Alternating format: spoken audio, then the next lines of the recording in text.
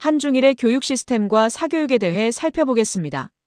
한 나라의 교육 시스템은 그 나라의 미래를 결정하는 핵심 요소입니다.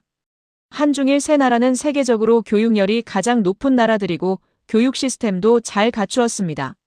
한국 교육 시스템의 기본 구조는 초등 6년, 중등 3년, 고등 3년, 대학교 4년 등 6334학제로 구성되어 있습니다. 초등학교와 중학교는 무상 의무 교육이 이루어지고 고등학교는 의무 교육이 아니지만 무상 교육이 제공됩니다. 교육 시스템의 특징은 입시 중심적이며 사교육 의존도가 높은 특징을 보입니다.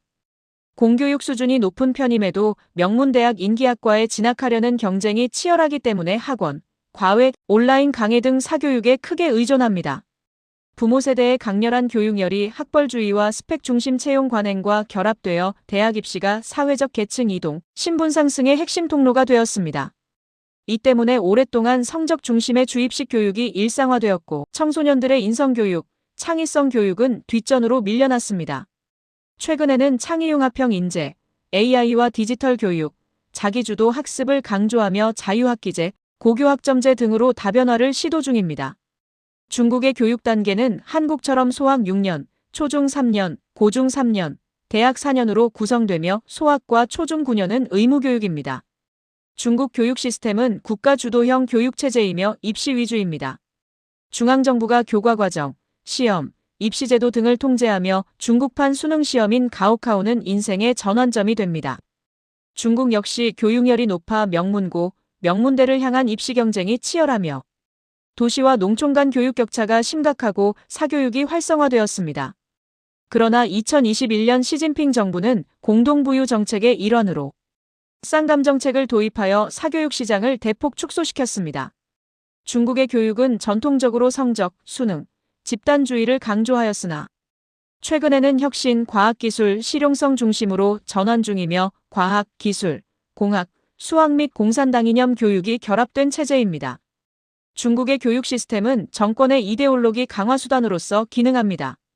칭화대와 베이징대 등 엘리트 대학은 국가 리더와 관료의 등용문입니다. 고소득층은 미국, 영국, 홍콩 등 해외 유학을 선호합니다. 일본의 교육 시스템 역시 기본 구조는 소학 6년, 중학 3년, 고등 3년, 대학 4년으로 구성되고 9년의 의무 교육이 실시됩니다. 일본의 교육은 균등교육, 집단생활과 도덕교육을 강조하며 전국적으로 인성교육과 예절교육이 체계적입니다. 입시제도는 대학 입학 공동테스트와 대학별 시험을 병행하는 체제이며 사교육기관으로 주쿠라는 보습학원이 존재하지만 한국보다 부담이 적습니다. 일본의 교육은 조화, 협동, 균형 중심이며 전인교육과 인간성 함양을 중시합니다. 최근에는 창의성, 글로벌 인재 양성을 강조하고 있습니다. 교육 시스템은 사회적 안정 유지에 초점이 맞춰져 있고 대학보다 고교 단계에서 진학 또는 취업으로 진로가 분화됩니다. 기업은 학벌보다 조직 적응력과 성실성을 중시하는 경향이 있습니다. 요약하면 한중일 세 나라의 학제와 의무교육 제도는 동일하지만 한국에서는 교육 운영 주체가 지방자치단체이고 중국에서는 중앙정부가 통제하며 일본은 지방분권의 공교육 중심입니다. 입시제도 면에서 한국은 수능 중심, 중국은 가오카오 중심이며 일본은 공동테스트와 대학별 시험 병행이란 차이가 있습니다. 한국은 사교육이 매우 강하고 중국은 정부 규제가 강화되고 있으며 일본은 상대적으로 약합니다. 다음 한중일의 초, 중, 고등학교 학생 지도의 특징을 살펴보겠습니다. 한국은 성취 중심의 정서적 케어를 병행하는 특징을 보입니다. 초등학교는 기본 생활습관, 예절교육, 협동심 고취 등 위주로 지도하며 담임 중심의 생활지도와 학부모 연계 방식으로 교사와 학생의 유대감이 강하고 정서적 지원을 강조하는 특징이 있습니다. 이는 유교적 공동체 예절 강조 및 민주적 생활교육이라는 문화적 배경에서 비롯된 것입니다. 중학교는 규율과 질서 유지, 사춘기 정서지도 등이 중심이고 생활지도를 위해 상담교사가 확대되는 등 학교 폭력 예방 및 상담 체계가 강화되고 있습니다. 이는 입시 중심 구조 속에서 인성교육을 강화하려는 시도로 보입니다. 고등학교는 학업 성취, 진로와 입시지도 중심으로 교무부와 생활지도부가 분리되고 학생자치가 부분적으로 활성화되어 있습니다. 성적과 진로의 압박 속에서 멘토형 지도를 강조하는 특성이 있으며 이는 대학 입시 체제에 따른 학습관리 필요성에서 비롯된 것입니다. 중국은 집단주의와 규율을 중시하는 특징을 보입니다. 초등학교는 애국심과 집단생활 훈련 중심이며 담임이 강력한 권한으로 집단활동을 지도합니다. 조기 사회화, 규율, 복종, 성실 등을 강조하며 이는 공산주의 가치와 집단주의에서 비롯되었습니다. 중학교는 규율, 복종, 노력을 강조하며 담임이 학급 생활과 생활 지도의 전권을 행사합니다. 학급 간 경쟁이 심하고 상벌이 명확하며 이는 사회주의 핵심 가치관에서 비롯된 것입니다. 고등학교는 성취지향적 경쟁, 규율 강화 위주로 지도하며 교사가 중심이 되어 통제적 분위기를 조성하고 모범생 중심의 지도 문화가 정착되어 있는데 이는 입시 중심 체제에서 비롯된 것입니다. 요약하면 중국은 통제와 규율 중심으로 담임의 권한이 매우 크고 학생 지도는 도덕, 정치 교육과 밀접히 연결되어 있습니다. 학생의 생활 전반을 교사가 관리하며 애국, 근면, 집단 정신 등 사회주의 가치관을 중시합니다. 일본 교육은 자율과 집단의 조화를 중시하는 특징을 보입니다. 초등학교는 예절, 청결, 자율성을 강조하며 담임이 중심이 된 학급 경영과 학급회의 방식으로 이루어지고 청소, 급식, 학급 운영을 자율적으로 수행하는데 이는 조화와 집단 책임을 강조하는 문화에서 비롯되었습니다. 중학교는 집단 조화와 자율적 규율이 지도의 중심으로 생활지도부와 학생회가 협력하지만 학생의 자기 통제를 중시합니다. 이는 학교가 곧 작은 사회라는 인식에서 비롯된 것입니다. 고등학교는 학생 자치와 책임 교육을 강조하며 학생 주도의 자치 활동이 중심이고 교사는 조력자로서 활동합니다. 이는 사회적 조화와 책임 윤리를 강조하는 문화적 배경에서 비롯된 것입니다. 요약하면 일본은 자율과 조화 중심으로 교사는 통제자보다 조력자와 멘토 역할을 하며 학생 스스로 규율을 정립하고 유지하게 합니다. 한국은 입시 압박 속에서도 정서, 상담 중심 지도로 변화 중이고 중국은 여전히 규율 및 통제형이지만 최근에는 덕육과 심리건강 교육을 강화하고 있습니다. 일본은 자율 및 책임 지도를 강조하며 학교가 사회적 시민 교육의 실험장 역할을 수행합니다. 다음 세 나라의 입시 제도와 사교육 산업에 대해 더 깊이 살펴보겠습니다. 한국은 대표적인 입시 중심 사회입니다. 초, 중, 일반 고교는 교육청이 거주지를 기준으로 학교를 배정하며 과학고, 외고, 국제고 등 특목고는 과학, 외국어 등의 분야에 열정과 재능이 있는 성적 우수자를 대상으로 원서, 자기소개서, 추천서와 면접 등을 통해 선발합니다. 자율형 사립고는 자기주도 학습 능력이 강하고 상위권 대학에 진학하려는 학생들을 대상으로 내신, 면접, 서류 등을 통해 선발합니다. 특성화고와 마이스터교 등은 취업 중심 교육기관으로 빠른 사회 진출 희망자, 특정 직업이나 분야에 관심 있는 학생들을 대상으로 내신, 면접, 적성검사 등을 통해 입학생을 선발합니다. 대학 입학은 수능, 학생부 종합 전형, 학생부 교과 전형, 논술 전형 등의 경로를 통해 결정됩니다. 수능은 전국 단일 시험으로 객관식 위주이며 학종은 내신, 비교과 활동 및 면접 등을 통해 평가하며 학생부 교과 전형은 학교 내신 위주이고 논술 전형은 일부 명문대에서 실시하고 있습니다. 서울 주요 대학의 합격률은 약 10 내지 15% 수준이고 대학 진학률은 70% 이상으로 OECD 상위권입니다. 한국의 사교육 산업은 2023년 기준 약 26조 원 규모로 학생 80% 이상이 사교육에 참여하고 있습니다. 사교육은 학원, 인터넷 강의, 과외, 스터디 카페 등의 형태로 이루어지며 수학, 영어, 국어 등 수능 핵심 과목에 집중되어 있습니다. 강남의 대치동, 분당, 송파 등의 학원가가 형성되어 있으며 사교육이 사실상 공교육의 연장 역할을 수행합니다. 한국의 교육은 입시주도형으로 사교육 의존도가 세계 최고 수준이며 좋은 대학이 좋은 직장으로 연결되고 그것이 곧 성공이라는 인식이 여전한 학벌 중심 사회입니다. 중국은 국가통제형 시험사회입니다. 대입 진학은 매년 6월 전국에서 동시에 실시되는 전국 단위 시험 가오카오에 따라 결정되며 시험 과목은 국어, 수학, 영어와 지역별 선택 과목 등으로 객관식 위주입니다. 2024년의 경우 응시자 수가 약 1,300만 명이었고 상위 1 내지 2%만 명문대에 진입할 수 있을 정도로 경쟁이 치열합니다. 한 번의 시험이 인생을 결정한다는 말이 중국의 입시 경쟁의 강도를 상징합니다. 중국의 사교육 산업은 2020년 이전까지 학원, 온라인 강의와 과외가 활발했고 시장 규모는 약 1,200조 원 수준으로 추산되었습니다. 2021년 이후에는 쌍감 정책이 시행되면서 숙제, 사교육 부담이 절반 이하로 감축되었습니다. 사교육업체인 신동방, 호미래 등의 주가가 폭락하여 사업 구조를 조정하는 사태가 발생했고 주말과 공휴일, 학원 금지 등 불법 과외 단속이 강화되었습니다. 현재는 합법적 보충교육은 줄고 은밀한 비공식 과외 시장이 존재하며 상류층은 해외 조기 유학 및 국제학교로 우회하고 있습니다. 중국은 가오카오가 절대적이며 중앙정부의 통제가 강력하고 사교육 억제에도 도시와 농촌 간 교육 불평등이 여전한 상황입니다. 일본은 안정적, 보수적인 입시체제를 유지합니다. 중학교까지는 수험 없이 입학하는 비율이 아주 높지만 고등학교 진학에는 수험이 필수입니다. 대학 진학 희망자들은 한국의 수능처럼 대학 입학 공동 테스트를 치르며 이 시험에 논술, 면접, 소논문 등 대학별 고사가 추가됩니다. 국공립대는 공통 테스트와 대학별 2차 시험을 병행하며 사립대는 대학 자체 시험 중심이고 대학 부속 고등학교 등 일관학교 학생은 추첨으로 진학할 수 있는 내부 진학 제도가 존재합니다.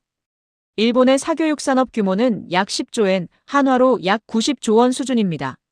주쿠라 불리는 보습학원, 통신강좌, 과외 등의 형태이며 참여율은 중학생 약 70%, 고등학생 약 60% 수준입니다. 일본에서는 학력보다 성실성과 인성 중심으로 신입사원을 채용하기 때문에 입시 압박이 완화되었으며 사교육은 보충학습 성격이 강합니다. 공교육 수준이 지역별로 평준화되어 있고 사교육이 보조적 역할을 담당하며 입시의 사회적 압박이 낮은 특징을 보입니다. 사교육의 목적은 한국이 입시 대비, 중국이 가오카오 대비, 일본은 보충학습 위주입니다. 한국의 교육 시스템에서는 사교육의 과열 및 청소년들의 스트레스가 문제이고 중국에서는 교육 불평등 및 이념화가 문제이며 일본에서는 혁신 부족 및 경쟁력 저하를 우려합니다. 다음으로 한중일 세 나라의 1인당 교육 투자비에 대해 살펴보겠습니다. 국가마다 집계 기준과 적용 환율 등이 다르기 때문에 단순 비교보다는 각 자료의 맥락을 함께 비교하는 것이 바람직합니다. 한국의 초등, 중학교 학생 1인당 공교육 지출액은 2022년 기준 21,476달러, 고등학교와 대학교 등 고등교육 단계의 학생 1인당 공교육 지출액은 14,695달러 수준이었습니다. 한국의 교육기관 전체 지출액은 국내 총생산의 약 5.6% 수준이었습니다. 중국의 1인당 교육 투자비 수치는 나와 있지 않으나 2023년 중국의 교육 지출 총액은 약 6.5조 위안, 8,900억 달러 수준이라는 보도가 있습니다. 일본의 2022년 초 중등 학생 1인당 지출액은 약 14,130달러, 고등교육 단계 학생 1인당 지출액은 약 8,184달러 수준입니다. 일본의 교육기관 지출액은 GDP 대비 약 3.9% 수준입니다. 종합하면 한국의 학생 1인당 지출액이 일본보다 높고 고등교육 단계 지출액은 두 나라 모두 OECD 평균보다 낮은 수준입니다. 중국은 교육비 총지출액은 매우 크지만 학생 1인당 지출액이 공개되지 않아서 단순 비교에 한계가 있습니다. 지출액이 많다고 해서 교육의 질이나 교육 경쟁력이 높다는 의미는 아닙니다. 어디에 자원이 집중되어 있는지, 사교육까지 포함하는지, 구매력 평가 적용 여부, 지역 간 격차 등이 중요합니다. 또한 각국의 지출이 교사급여, 시설비, 연구비 등이 포함되는지에 따라 차이가 납니다. 다음으로 교육 시스템의 경쟁력에 대해 살펴보겠습니다. 교육 경쟁력이란 교육 시스템이 지식, 기술, 창의적 인재를 효율적으로 배출하여 국가의 경제, 기술, 문화적 경쟁력으로 이어지는 능력을 의미합니다. 주요 평가 지표로는 OECD의 국제학업성 취도 평가, 유네스코의 교육인덱스, IMD의 세계인재 경쟁력 지수, WEF의 인적자본지수 등이 있습니다. 한국의 교육 경쟁력은 2022년 PISA 순위에서 수학이 6위, 과학 4위, 읽기 8위 등으로 OECD 상위권을 유지했습니다. 학업 성취도 면에서 세계 최상위권이고 기초학력 수준도 높으며 과학기술공학 수학 분야 대학 진학률은 세계 최고 수준입니다. 한국 교육은 기초학력이 탄탄하고 디지털 기기 활용 능력이 뛰어나며 IT 기반 학습, EBS 등 교육 인프라가 최고 수준입니다.